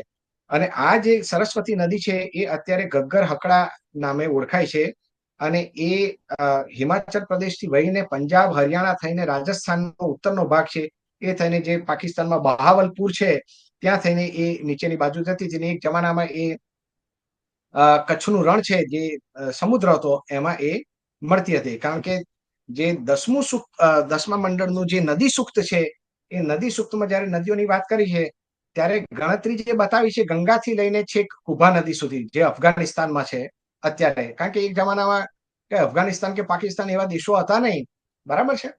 તો એ જયારે બતાવે છે તો એમ બતાવે છે કે ભાઈ આ નદી જે છે એ પહેલા ગંગાનું નામ આવે છે, પછી યમુનાનું આવે છે, અને પછી સરસ્વતીનું, અને પછી સતલજ, અને એ બીજી નદીઓ છે. એટલે સ્પષ્ટ છે કે આ જે સરસ્વતી નદી છે એ આ એક બાજુ યમુના અને બીજી બાજુ સતલજ, એ 2 નદીઓની વચ્ચે વહેતી હતી. અને જે ગગ્ગર હકડા નદી જે છે એ ગગ્ગર હકડા નદી આજે પણ એનો જે પટ છે એ કોઈ ઠેકાણે 6 કિલોમીટર જેટલો મોટો, કોઈ જગાણે 8 કિલોમીટર જેટલો મોટો પટ, એટલે બહુ જ મોટી નદી હતી, એમાં કોઈ શંકાનું સ્થાન નથી. પણ મુદ્દો એ છે કે ઘણીવાર પુરાતત્વ આ રીતે આપણી જે અનુશ્રુતિઓ છે એને ટેકો પણ આપે છે અને ઘણીવાર ટેકો નથી પણ આપતું. એટલે 2 રીતનું છે. એટલે દરેક વખતે કઈ જે પુરાણમાં માહિતી આપી હોય એ પુરાતત્વ આપણને એ સાચી કરી જ બતાવે એમ હોતું નથી. પણ બંનેની મદદથી આપણને પ્રાચીન ભારતનો ઇતિહાસ જે છે એ જાણવામાં ઘણી મદદ મળી રહેતી હોય છે. મને લાગે છે કે મેં જે નિયત સમય મર્યાદા હતી એમાં મેં મારી વાત પૂરી કરી છે. કોઈને પ્રશ્નો હોય તો આપણે લઈ શકીએ. જી. હાજી, ખૂબ સરસ હેમંતભાઈ. હવે પ્રશ્ન કૌશલભાઈ ચોકસીને પ્રશ્ન છે, તેઓ પ્રસ્તુત કરશે.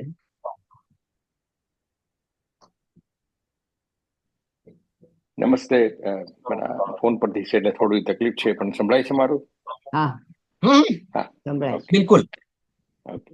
તો તમે બહુ સરસ રીતે જોડ્યું જે પૌરાણિક કથાઓ અને પુરાતત્વનો જે સંબંધ જે છે કે પૌરાણિક જી કથાઓ તમને શા માટે કે છે અને તમારે પૌરાણિક જે પુરાતત્વ છે તમને શું એટલે વાય એન્ડ વોટ નું જે સંબંધ છે એ આખો એમાંથી ઉભો થાય છે, કારણ કે ઘણા બધા ક્વેશ્ચન આપણને હોઈ શકે. તો અત્યારે જે વર્લ્ડમાં ક્રાઇસિસ થઈ રહી છે તો એમાં મને લાગે છે કે ભારતનું બોધ ગયાથી વારાણસીનું જે સ્પિરિચ્યુઅલ બેઝ છે અને કે મોરલ અને આપણે જે કે સ્પિરિચ્યુઅલ કંપાસ તરીકે દેખાડી શકાય. અને આપણી બધી જે કથાઓ છે બધી જે કહે ને કે કોલોનિયલ માઇન્ડસેટથી છે, નેરેટિવ બધા કોલોનિયલ માઇન્ડસેટમાં ફિલ્ટરથી થઈ રહી છે. જી એટલે પુરાતત્વનો જે રોલ ભજવવાનો જે છે કે નવા જનરેશનને કે નોન ભારતીય જે લોકો છે એને આપણે ગાઈડન્સ આપી શકીએ. આપણે ઋગ્વેદથી માંડીને વેદાંતિકથી માંડીને જે આપણું સસ્ટેનેબિલિટી ને બધું જ આપણામાં હતું એમાં એને આપણે પુરાતત્વના થ્રુ એમ્પિરિકલ એવિડન્સ આપી શકીએ આપણે કે સેટેલાઇટ દ્વારા કે ડ્રોન દ્વારા કે આ બધું તમે દેખાડી શકાય. તો ભારતમાં આની આપણે અત્યારે અવેરનેસ છે અને રિસોર્સિસ છે, એટલે કે પૈસા બી એટલા એલોકેટ થઈ રહ્યા છે, કારણ કે આ આખું ને આખું નેરેટિવ ભારતને આગળ 2045માં જ્યાં જવા માંગે છે એમાં મને લાગે છે કે પુરાતત્વનો તો ખૂબ જ આધાર છે કે જે આપણે જે બાજુ આપણે એસ્ટાબ્લિશ કરવું છે કે ભારત કેવી રીતે વર્લ્ડને આપણને ગાઈડન્સ આપી શકે. એટલે આ જે મારી વાત હતી એમાં મુખ્યત્વે જે મેં વાત કરી એ પુરાતત્વ એક બાજુ અને બીજી બાજુ જે ઐતિહાસિક અનુશ્રુતિઓ જે પુરાણોમાં અને મહાભારત કે રામાયણમાં છે એ પ્રકારની, અને છેલ્લા કિસ્સામાં જે બ્રાહ્મણ ગ્રંથો છે એટલે કે વૈદિક સાહિત્યનો એક સમવિભાગ છે એની વાત કરી. પણ બહુ સમય નહોતો એટલે હું બહુ વિગતે વાત નથી કરી શક્યો, પણ દાખલા તરીકે જે આપણી શું કહેવાય સાહિત્યિક અથવા તો અનુશ્રુતિક જે પરંપરાઓ છે એની પણ કેટલીક મર્યાદાઓ છે. દાખલા તરીકે અતિશયોક્તિ એક એની બહુ મોટી મર્યાદાઓ છે. એટલે કોઈ પણ નગરની વાત આવે તો સપ્ત ભવન પ્રસાદો હતા અને મોટા રાજમાર્ગો હતા. હવે એ કવિની કલ્પના છે કે ખરેખર વાસ્તવિક છે એ નક્કી કરવું આપણી માટે મુશ્કેલ બને. તો આ તો એક મર્યાદા થઈ. પછી દાખલા તરીકે જે ક્ષેપકોની છે એ બીજી મર્યાદા છે કે ઘણી બધી વસ્તુઓ જે પુરાણ સાહિત્ય હોય કે રામાયણ કે મહાભારત એમાં પાછળથી આપણને દાખલ કરી દેવામાં આવતી હોય છે. દાખલા તરીકે શંભુક વધનો જે પ્રસંગ છે એ આવો એક પ્રસંગ છે કે જે પાછળથી અંદર ઘુસાડવામાં આવેલો છે. તો કયું ક્ષેપક અને કયું નહીં એની આપણે એક ધ્યાન રાખવું પડે. અને પુરાતત્વની પણ ઘણી બધી મર્યાદાઓ છે જે એક મેં તમને કહી કે જ્યાં લોકો રહેતા હોય ત્યાં આપણે ખોદકામ કરી શકતા નથી. બીજું એ પણ ખરું કે પુરાતત્વમાં આપણને જે વસ્તુઓ મળે છે એ એક રીતે કહીએ તો જે આપણા પૂર્વજો જે કચરો આપણી માટે છોડી ગયા છે. દાખલા તરીકે તમે મકાન ખાલી કરીને જાઓ એક જગ્યાએથી બીજી જગ્યાએ તો તમારા કામની બધી જ વસ્તુ લઈ જશો તમે, પણ જે નકામી છે એ વસ્તુઓ તમે રાખી મૂકશો. એટલે જે નકામી વસ્તુઓ છે જે કચરો છે એ જ પુરાતત્વ મોટે ભાગે પોમ્પાઈ જેવી જગ્યાની વાત જુદી છે કે જ્યાં એકદમ વિસુવિયસનો જ્વાળામુખી ફાટે અને એકદમ જેને એમનેમ જ અમે થઈ ગયેલું પુરાતત્વમાં એકદમ જેને સિસ્ટેમિક કોન્ટેક્સ્ટ કહીએ એ સિસ્ટેમિક કોન્ટેક્સ્ટ બહુ જગ્યાએ જોવા મળતી હોતી નથી. એટલે પુરાતત્વમાં જે ભૌતિક સામગ્રી આપણી પાસે આવે છે એનું પ્રમાણ પણ જે ખરેખર વાસ્તવિક જે રેપર્ટવાર છે એમાંથી બહુ જ ઓછું હોય છે ને એમાં પણ જેને ગાર્બેજ કહીએ કોટ અનકોટ એ પ્રકારમાંથી અમે કામ કરતા હોઈએ છીએ. એટલે એ એક બીજી મર્યાદા છે. ત્રીજી મર્યાદા છે એ એના અર્થઘટનની છે, કારણ કે જે આ પુરાવા છે પોતાની જાતે તો કશું બોલતા હોતા નથી, એનું આપણે અર્થઘટન કરવું પડે. દાખલા તરીકે 2 વાર મેં તમને કહ્યું કે આ શું કહેવાય સમુદ્ર નિમજ્જનના અવશેષ મળ્યા હતા તો એ જે હરિવંશમાં અને જેમાં એમ કે દ્વારિકા સમુદ્રમાં ડૂબી ગઈ તો એ રીતે એનું અર્થઘટન કરવું કે એમ માની ચાલુ કે ના કોઈ બીજી રીતે પણ સમુદ્ર નિમજ્જન થયું હશે તો એ અર્થઘટન ઉપર આધાર રાખે છે. અથવા તો 2 વાર દાખલા તરીકે જે માળવા સંસ્કૃતિમાં માહેશ્વરમાં આખા ગામ બાળી નાખવાના એ મળ્યા તો એનું કઈ રીતે અર્થઘટન કરી શકાય એમ. એટલે એક જમાનામાં દાખલા તરીકે હડપ્પામાંથી મોહેંજો-દડોમાંથી હાડપિંજરો મળ્યા હતા, બરાબર છે. હવે મોર્ટિમર વ્હીલરે એમ કહ્યું કે જયારે આર્યોએ આક્રમણ કર્યું ત્યારે આ લોકો બધાને મારી નાખ્યા અને પરિણામે એમના આ જે હાડપિંજરો જોવા મળે છે અને પછી ખબર પડી કે એ હાડપિંજરો તો જુદા જુદા સમયના છે, બરાબર છે, અને એમાં કોઈ એવા જેને કટ માર્ક્સ કહેવાય એવું કશું જોવા મળતું નથી. એટલે જે આર્યન ઇન્વેઝનની વાત હતી એ મોર્ટિમર વિલરે જે રીતે મૂકી એ બરાબર નથી. એટલે પુરાતત્વની મર્યાદાઓ છે અને સાહિત્યની પણ કેટલીક મર્યાદાઓ છે. પણ મુદ્દો એ એટલે બીજો પુરાતત્વ ક્વેશ્ચન આપણા એમાંથી દેશના ઇતિહાસને ને એટલે બીજો ક્વેશ્ચન એ થાય કે સક્સેસફુલ આર્કિયોલોજીસ્ટ છે એનું સ્પિરિચ્યુઅલ બેકગ્રાઉન્ડ હોવું જરૂરી છે કે કમ્પ્લીટ સાયન્ટિફિક જ જવું જોઈએ? ના, એ તો દરેકની સી આમાં કેવું છે કે આઇન્સ્ટાઈન જેવા આવડા મોટા વિદ્વાન હોય પણ એ પણ એક પ્રકારે જે આધ્યાત્મિકતા છે એનો કઈ છેદ બિલકુલ ઉડાડી દેતા હતા એવું નથી. પણ મુદ્દો એ છે કે જ્યારે અર્થઘટન આપણે કરીએ ત્યારે જેને મને લાગે છે કે સાયન્ટિફિક હોવા કરતાં કે સ્પિરિચ્યુઅલ હોવા કરતાં વધારે અગત્યની વસ્તુ છે એ તમારી નિષ્પક્ષતા અને પ્રામાણિકતા. અને મારે કહેવું જોઈએ કે અમારા ઇતિહાસકારોમાંના મોટા ભાગો એ પ્રામાણિક હોતા નથી. એ એમને મન પડે એમને ગમે એ રીતે વસ્તુઓનું અર્થઘટન કરતા હોય છે. જી, પ્રામાણિકતા એ મોટો ગુણ હોવો. એટલે તમે આ ગુજરાતી સાહિત્ય ફોરમનો જે ઉદ્દેશ્ય છે કે જયારે પૂરું થાય ત્યારે 10 ક્વેશ્ચન મનમાં આવવા જોઈએ એ બરાબર આવી રહ્યા છે વધારે. એટલે બહુ સરસ. Thank you. Surendrabhai. Thank you Kokilaben. એક મિનિટ. યસ, સંભળાય છે ને? હાજી. હા હેમંતભાઈ, હા થેન્ક યુ. તમે કહ્યું એ પ્રમાણે અને સુજ્ઞ શ્રોતાઓને ખબર હશે જ કે આ વિષય એટલો ગહન છે કે એકાદ કલાકની સમય મર્યાદામાં તો એને આવરી શકાય નહીં. મને બે પ્રશ્નો છે. એક તો ફરીથી તમારું વક્તવ્ય ગમ્યું અને ઘણો જ ઊંડાણ વાળો વિષય છે. હવે બુદ્ધ અને મહાવીર તો જાણે કે થયા જ, એમાં શંકા નથી. એમાં રાઈટ દે એ તો હતા જ. એ કપોળકલ્પિત વાત નથી.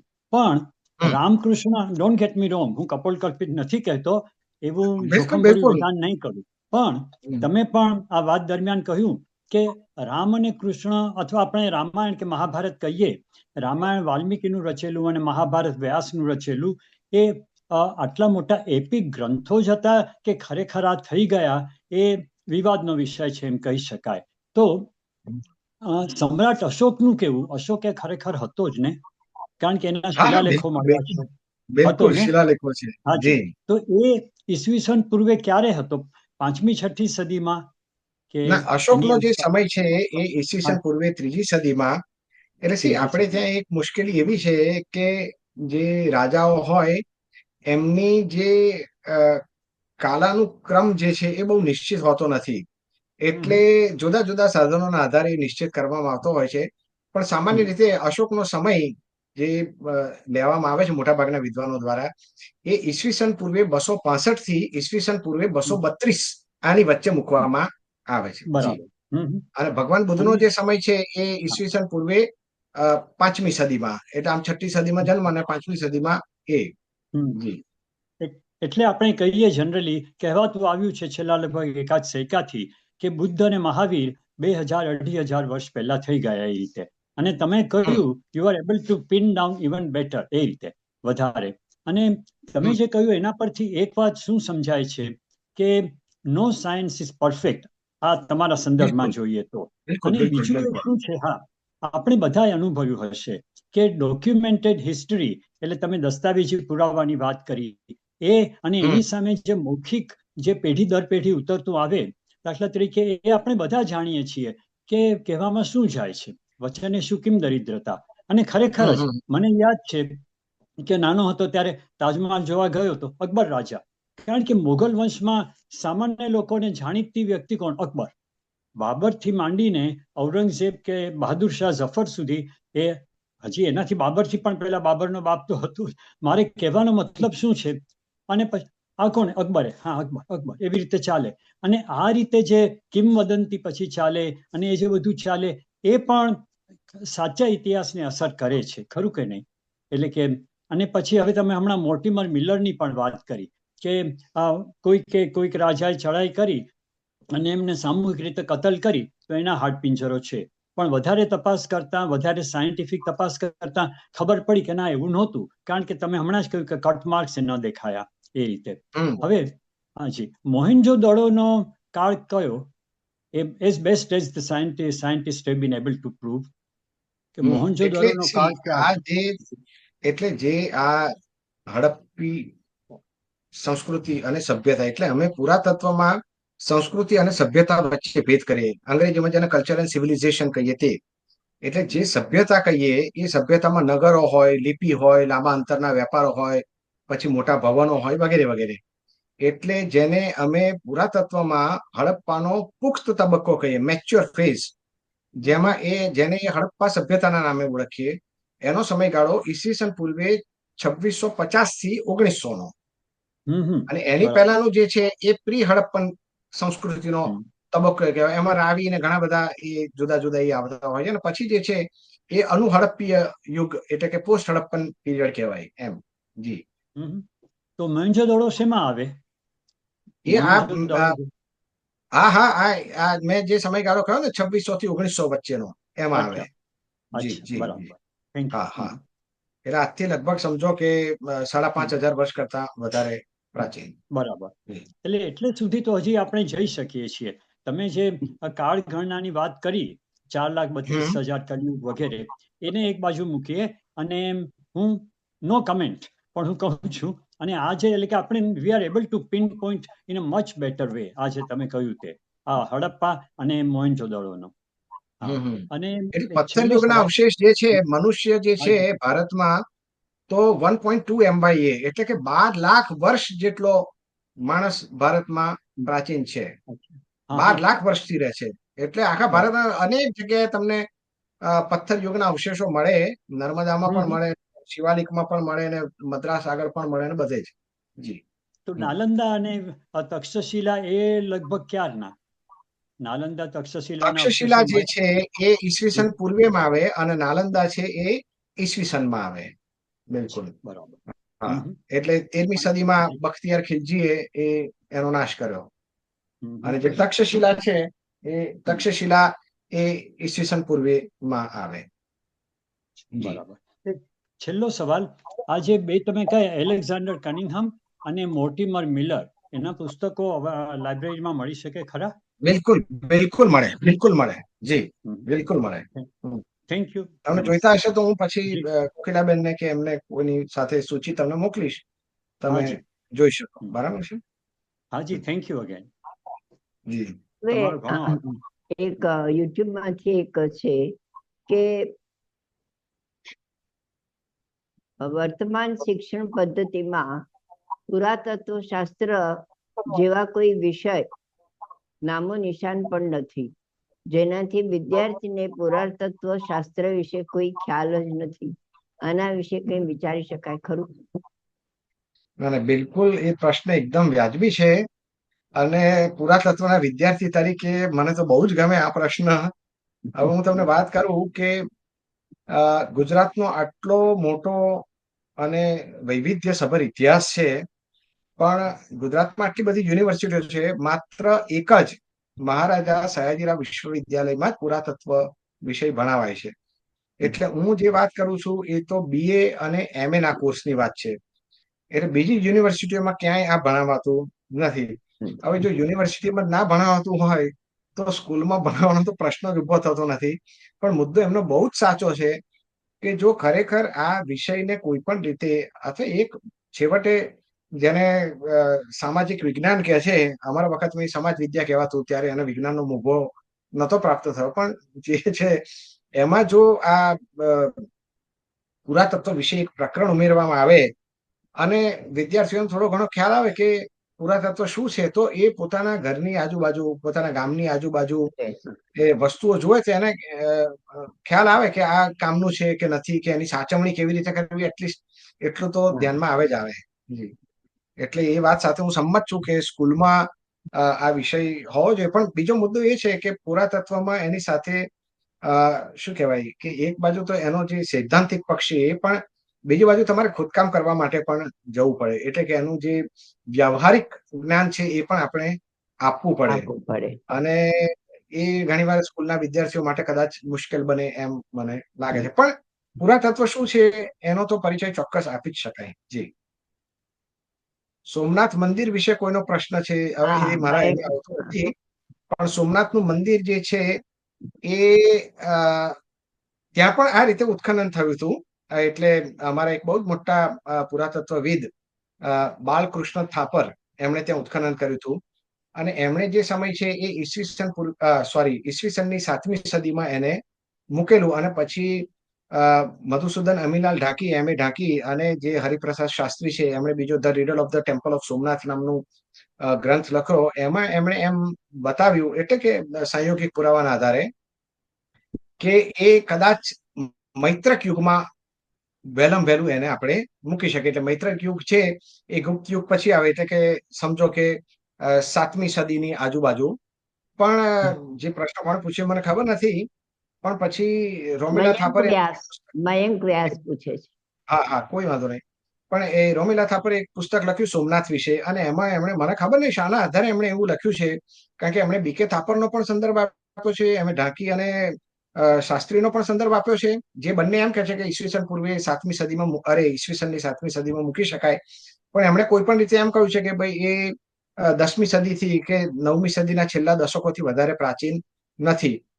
પણ ઇન્ડોનેશિયામાં, એટલે કે ઇન્ડોનેશિયા નહીં, ચંપામાં, કંબોડિયા જે છે, એમાં પ્રભાસ સોમેશ્વર નામના 2 મંદિરો આપણને જોવા મળે છે. અને એનો જે સમયગાળો છે એ 6ઠ્ઠી સદીનો છે. અને એ દેખીતી રીતે એ જે બંને નામ છે એ ભગવાન સોમનાથનું જે મંદિર આપણને પ્રભાસમાં જે જોવા મળે છે એના નામ ઉપરથી ત્યાં નામ રાખવામાં આવ્યા હતા. એટલે આપણે એમ કહી શકીએ કે ઈસવીસનની 6ઠ્ઠી સદીમાં તો આ મંદિર હશે જ હશે, કારણ કે એ સિવાય તો એવું નામ રાખવાનો કોઈ અર્થ નથી. કારણ કે જો ઇંગ્લેન્ડમાં જર્સી નામનું ગામ હોય તો જ તમે અમેરિકામાં ન્યૂ જર્સી નામનું નામ રાખો. અહીંયા યોર્ક હોય તો ત્યાં ન્યુયોર્ક રાખો, બરાબર ને? એટલે આ જે ભગવાન સોમનાથનું મંદિર છે એનો જે પ્રાચીનતમ પુરાવો જે છે એ 6ઠ્ઠી સદીમાં તો મૂકી શકાય, 6ઠ્ઠી સદીના મધ્ય ભાગમાં. જી. એથી પ્રાચીન પણ હોઈ શકે, પણ પુરાવો નથી. જી. સરસ. આપણે પ્રશ્નોત્તરી તો અહીંયા પૂરી થાય છે, પણ હર વખતની જેમ આપણે આગળ ચાલીએ એ પહેલા આવતા રવિવારે શું છે ને, હેમંતભાઈ, જગદીશભાઈ કરીને છે, તેઓ દરેક વખતે એમની 2-3 મિનિટ તો મારે આપવી જ જોઈએ એવું નક્કી છે. તો આવો, યુકેથી છે તેઓ. આવો જગદીશભાઈ. નમસ્કાર. અનમ્યુટ થયું છે? હા, બરાબર છે, સંભળાય છે. નમસ્તે હેમંતભાઈ. નમસ્તે. આપે જેમની વાત કરી ડોક્ટર સાકલિયા સાહેબની, એમની જ સંસ્થાની અંદર, ડેક્કન કોલેજની અંદર મારે કામ કરવાનું આવ્યું હતું. ભારત સરકાર તરફથી એક આખું આયોજન એવું કરવામાં આવ્યું હતું કે ભાષાવાર પ્રાંત રચનાને સામે જે મુશ્કેલીઓ ઊભી થઈ એને કારણે ભાષાઓ એકબીજા સમજી શકે તે માટે ગુજરાતી, મરાઠી અને સિંધી એનું કેન્દ્ર એ આખું ડેક્કન કોલેજમાં ઊભું કરવામાં આવ્યું. અને ડેક્કન કોલેજના તે જ વખતે ડૉક્ટર સાકલિયા સાહેબ ડિરેક્ટર, પુરાતત્વ ખાતાના મુખ્ય અને વહીવટી રીતે અધિકારી એવા એમની સાથે મારે કામ કરવાનું આવ્યું. અને એમણે પણ મને ઘણી બધી માહિતી આપણે જે બધી કહી એમાં ઘણું બધું સરસ રીતે બેસે, નવરા ત્યારે તરત જ બોલાવે, જગદીશભાઈ આ જરા જુઓ કેવું છે. અને એમણે એક વાત બહુ સરસ મૂકેલી, તે ખાસ આપને કહું કે હું ઇલસ્ટ્રેટેડ વીકલીમાં પણ આ પુરાતત્વ શું છે એ સમજાવતો લેખ લખી શકું. અને બીજી બાજુ જે આર્કિયોલોજી ઓફ ઇન્ડિયાના જે મેગેઝિન્સ હોય તેમાં સંશોધનને પણ લખી શકું. તો બંને થવું જોઈએ. બિલકુલ. અને લોકોને સમજણ પડે કે આ શું છે એ ભાષામાં તમે સમજાવી શકો તો તમે ખરા. માત્ર પંડિતો માટે જ તમે છો એમ નહીં, એમ કહીને અમને પોતાને પણ એમાં આ રીતે જોડી જઈ અને પછી વાત કરે અને ખૂબ આનંદ થયો મને કે ખરેખર એ બધામાં ધર્મયુગમાં અને બધામાં એમના લેખો પણ આવે, જી જી જી, વીકલીમાં પણ લેખો ગુજરાતીમાં આવે પણ નિયમિત લખતા એ. લખતા. બિલકુલ, એટલે જે ગુજરાત આપણે આવે માહિતી ખાતાનું, એમાં પણ એ બાજરી વિશે લખે, રોટા વિશે લખે. બિલકુલ સાચી વાત. એટલે એ કે જગદીશભાઈ, આ તમારે ધ્યાનમાં રાખવું જોઈએ કે તમે ભાષા વિજ્ઞાન લઈને બેઠા છો અને કામ કરો છો, તો તમારે જી પણ એવી રીતે લખવું જોઈએ કે જેથી તમે સ્કોલરના મેગેઝિનમાં પણ જાય અને સામાન્ય માણસને પણ એની સમજ પડવી જોઈએ, ત્યારે તમે બિલકુલ. સાચા શિક્ષક કહેવાઓ, નહીં તો નહીં. એટલે મને સર્ટિફિકેટ આપવા માટે આ વાત યાદ આવી મને. એટલે ખાસ એમને ગુરુપદે અમે એ રીતે સ્થાપ્યા હતા અને એમનો લાભ ઘણો મળ્યો હતો મને. જી જી જી, બિલકુલ. એટલે હમણાં છેલ્લા કેટલાક સમયથી છે ને પબ્લિક આર્કિયોલોજી નો એક નવો વિભાગ શરૂ થયો છે. જી પણ જી સાંકળિયા સાહેબે બહુ જ વખત પહેલા, એટલે ઉત્ખનન કરે ત્યાં પણ આજુબાજુ છોકરાઓને બોલાવે અને પુરાતત્વ શું છે એ બધું સમજાવે. એટલે તમારો મુદ્દો બિલકુલ સાચો કે સાંકળિયા સાહેબને બહુ જ ગમતું કે માત્ર પંડિતો માટે નથી, તમે આટલા બધા પૈસા ઉત્ખનન ને એ કરો છો તો સામાન્ય માણસને પણ ખબર પડવી જોઈએ કે બરાબર અમે છે. ખરેખર શું કામ કરીએ છીએ. બિલકુલ સાચી વાત છે. જી, હું ડેક્કન કોલેજનો જ વિદ્યાર્થી. હાજી. એમ ને હા, આપણે વાત અને કરી ને. WRLC western language regional centre હાજી. એ અમારી જોડે જ. બિલકુલ સાચી વાત છે. યસ. હજી શરૂઆત કરનારો હું હતો ગુજરાતીમાં. જી જી જી, એ ગુજરાતીનો ખ્યાલ હતો. ગુજરાતીનો આરંભ આખો અમારા તરફ. બિલકુલ બિલકુલ. ડોક્ટર પ્રબોધ પંડિતે મને ત્યાં મોકલ્યો. બિલકુલ બિલકુલ.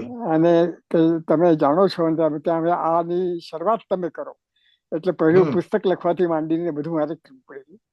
અને પછી એ આખું સિદ્ધ થઈ ગયું. પછી આ સાધુ તો ચલતા ભલા, એટલે પછી નીકળી પડે બીજે. ના ના, હું બેન પાસેથી તમારો નંબર લઈશ અને હું ચોક્કસ તમને વાત કરીશ, કારણ કે હું સાંકળિયા સાહેબનું એક બાયોગ્રાફી જેવું પુસ્તક લખું છું. અચ્છા. એટલે હું ચોક્કસ તમારા સંપર્કમાં રહીશ. વાહ, બિલકુલ. એમના સ્મરણો આપવાનું બહુ ગમશે. હા, એટલે જ બિલકુલ બિલકુલ. આભાર. ખૂબ નમસ્તે. સરસ. હવે આ બેન એવી રીતે કહેશે કે આ જગદીશભાઈ હંમેશા જે કોઈ આવ્યા હોય ત્યાં કામ કરેલું હોય જ છે, આમ કેમ બને છે. અને આ ટુકીલાબેન એવા છે કે બરાબર જ્યારથી હું આમાં જોડાયો છું ત્યારથી એમણે મને નવું ઉઘાડી આપ્યું છે. કારણ કે લગભગ 80% મારા અત્યંત જૂના મિત્રો પાછા ફરીથી મળે છે અને એમની સાથે વાત કરવાનું બને છે. એટલે દર વખતે હું માનું છું કે આ લોકોને મજાક લાગશે, પણ ખરેખર સાચું એવું બને છે કે એમને કારણે થઈને અમારા ઘણા જૂના મિત્રો પણ પાછા ફરીથી જાગૃત થાય છે. 20 વર્ષ પહેલાના હોય, 25 વર્ષ પહેલાના હોય. મને માત્ર 96 વર્ષ જ થયા છે. એટલે ત્યાં સુધી એ ઇતિહાસ બધો મારી પાસે પડ્યો હોય છે. એટલે એના માટે મારો નાઈલાજ છે. પણ એ માટે હું કાયમ માટે ઋણી છું કે આ બહેને આવું શરૂ કર્યું છે અને બધાને સાંકળી લઈને ગુજરાતીમાં રસ લેતા તો કર્યા, પણ જુદા જુદા વિષયો પણ રસ લેતા કર્યા અને જુદી જુદી વ્યક્તિઓની સાથે સંબંધ બાંધવાનો પણ એમણે આખો ઉભો કર્યો છે. એ ઉપક્રમને ભૂલી શકાય એવું નથી. એ આખી ચોકસી કુટુંબને હું તો આખો ધન્યવાદ આપું છું કે આવો વિચાર કરે અને એમની 80 વર્ષની ઉંમર હોવા છતાં આ બધું ખેંચે છે અને કરે છે. અને દર વખતે બીજા કાર્યક્રમ વખતનું શું કરવાનું હશે એની ચિંતા અત્યારથી કરેલી હોય. અને કદાચ કઈ વ્યક્તિ છેલ્લી ઘડીએ ન આવવાની હોય તો 1 કે 2 એમની પાસે સ્પેર તૈયાર હોય જ, કે સેકન્ડ લાઈન ઓફ બટાલિયન તૈયાર હોય એમની પાસે. આટલી તૈયારી સાથે આ કામ થઈ રહ્યું છે બધું, અને અદ્ભુત કામ છે. એમને તો બિરદાવવા જ રહ્યા. અને આપણે આભાર. પણ આજે તમે મને 10 વર્ષ નાની કરી નાખી. મને તો 90 થયા, 80 નહીં. તો હવે 10 વર્ષ વધારે જીવવું પડશે. હવે આવી ગયું. જો હું કોઈને નાના કરું તો એનો તો ફાયદો હોય છે, આશીર્વાદ હોય છે કે એટલા વર્ષો ઉમેરાતા જાય એમનામાં. અને એનો આનંદ થયો મને આજે કે વાહ વાહ, તો તમે આજે સત્કૃત્ય કર્યું એક. સરસ. હવે આટલો સરસ કાર્યક્રમ થયા બાદ જો આપણે આભાર વ્યક્ત ન કરીએ તો કેવું કહેવાય, કૃતજ્ઞ ગણાઈએ ને.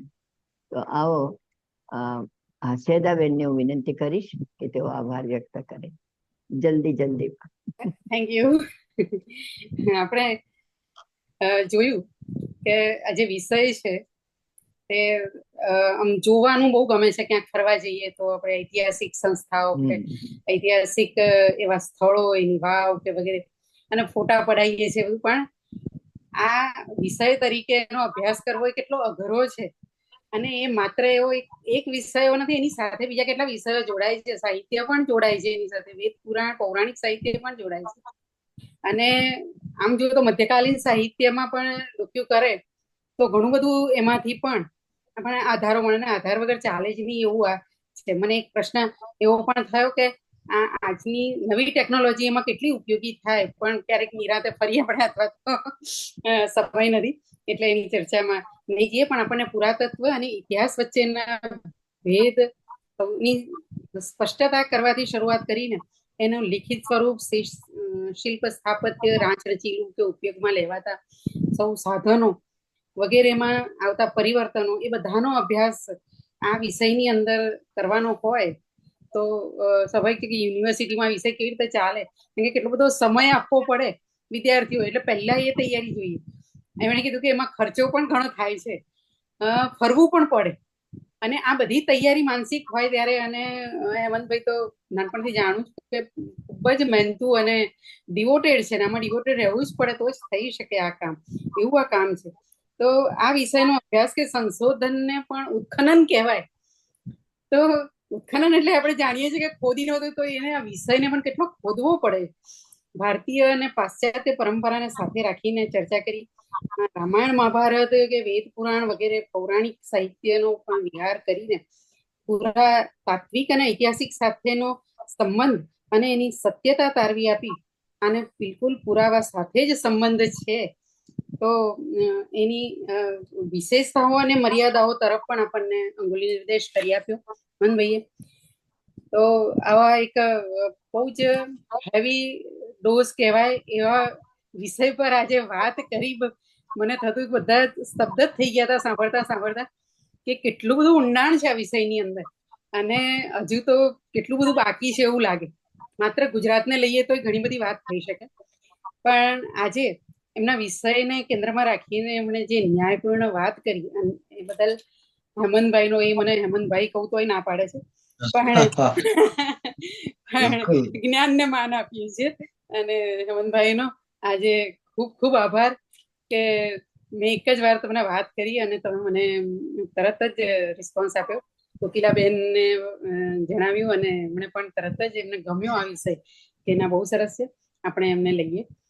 અને બાકી આ સંસ્થા ચલાવનાર કોકિલાબેન, એમની સાથે જોડાતા કૌશલભાઈ, સુરેન્દ્રભાઈ, જગદીશભાઈ, અલકાબેન, રિંકીબેનને તો કેમ ભૂલાય, અને બાકી યુટ્યુબ પર વગેરેથી પણ જોડાનાર, ફેસબુકથી જોડાનાર અને અહીંયા પ્રત્યક્ષ જોડાનાર સૌ ભાવકજનોનો પણ ખૂબ ખૂબ આભાર કે આજની આ સભા મેં ખૂબ જ રસપૂર્વક સાંભળી. અને ઘણા પ્રશ્નો હશે, વિષય જ એવો હતો કે ઘણા બધા પ્રશ્નો હશે અને એ યુટ્યુબ પર કે જ્યાં હશે ત્યાં એના જવાબો હેમંતભાઈ વાંચીને આપશે એવી શ્રદ્ધા સાથે હું અહીં સૌનો આભાર માની અને આનંદ વ્યક્ત કરી. આભાર, ધન્યવાદ. આજે ખરેખર યુટ્યુબ ઉપર 75 હતા. ઘણી સરસ હાજરી હતી યુટ્યુબ પર. 85 હતા યુટ્યુબ ઉપર, એટલે ખૂબ સારી હાજરી હતી અને બધાએ ખૂબ સરસ રીતે એમાં ભાગ પણ લીધો છે. હવે આપણી ગુજરાતી સાહિત્ય ફોરમની સફર અહીંયા આપણે અલ્પવિરામ આપીશું દર વખતની જેમ કહું છું એ પ્રમાણે, અને પછી આપણી સફર આગળ ચાલશે